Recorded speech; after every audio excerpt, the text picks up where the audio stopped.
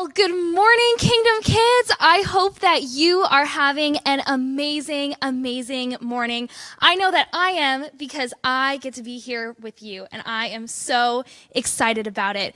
So today, I actually have an exciting announcement that I am going to make, and that is from now on, for Kingdom Kids, we are going to have something called a vision verse. And that is a verse from our Bible that represents us as Kingdom Kids. It represents who we are and what we want to be doing. So I'm super excited to be sharing that with you this morning. And it's going to be right up here. It's Matthew 6:33. And it says, "But seek first his kingdom and his righteousness, and all these things will be given to you." Matthew 6:33. And for us, that means that as Kingdom Kids, we're not just kids of any kingdom, right? We aren't just kids that do anything or are just a part of some random thing, but we are actually a part of this amazing thing called the kingdom of heaven. We are a part of this amazing thing called the family of God. And as Kingdom Kids, we are going to be putting God first. We are going to be putting him first in our lives and trying to do everything we can to be like him. So I'm going to go ahead and I'm going to read the verse one more time, but this time I want you to say it with me. So if you are a Kingdom Kid watching at home, or even if you're a CCC adult, go ahead and read this verse with me, okay? It says, "But seek first his kingdom and his righteousness, and all these things will be given to you." Matthew 6:33. Awesome job. I bet that was just beautiful. I couldn't hear it, but I have a feeling. So I'm super excited. And today, we're going to be talking a little bit about this verse and what it means to seek God's kingdom first. And actually, in a little bit, Pastor Steve is going to tell a story about some people who went into a place called the Promised Land. These Israelites who went into a place, and while we're listening, I want us to think about, were the Israelites seeking God's kingdom first? Or did they put other things first? Did they focus on their fear? Did they have another focus? So I want you to be thinking about that, Kingdom Kids. But for now, I'm going to talk about what it means in our lives. And I actually have some items over here to help me out with that. So here we have 2 glass jars. And each glass jar represents a life. And what we focus on in our lives, what we fill our lives with, okay? So right here, I have a bag of some Easter eggs, and these represented something else last week, but this week, they are going to represent the biggest, most important thing in our life, which is God's kingdom.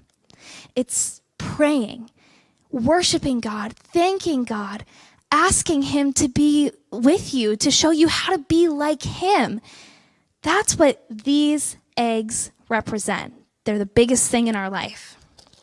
Now, these beads, I have some beads in a cup here, and these beads represent some of the awesome, amazing gifts God has given us, like our family, the people we love, our friends, our home, our school. They represent some of the really important gifts in our life. Now, they're not as big and as important as our relationship with God, but they're still important. We still love these things. And the sand that I have here represents kind of the little things in life. See, sand is really little, but it's still great. And so it represents some of the smaller things that we just enjoy in life. Maybe you enjoy being outside. Maybe you enjoy video games. Maybe you enjoy painting or singing or anything like that. That's what the sand is. That's the little things.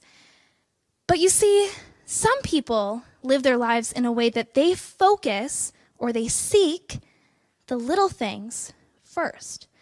The things that are kind of the kingdom of earth. Not that that means that they're bad, but maybe your first focus when you wake up in the morning is you'll go ahead and you'll do like a Fortnite dance, and then you'll rush over, play some Fortnite or Minecraft. Maybe you're super focused on becoming a famous singer because you're really good at it. Maybe you just have focuses that are on the little things in life. And then maybe after that, then you start thinking about the things that are more important, like telling your mom you love her, which you should always do, right? Or doing your schoolwork. Or maybe just doing some of the things where we call our friends and focus on that. And as we do that, our jar kind of starts to fill up. And here's the thing that I want you to know. No matter where your focus is, God isn't going to leave you. He's always with you, right? But when we focus on other things first, then we don't really have as much space for the important things, right? There's so much more that God has for us. There's so much more that he wants for us. And that's why our vision verse says, seek first his kingdom. That's why our first focus should be praying, doing our devotions, should be worshiping God, thanking God, reading his word. Because when we put that in first,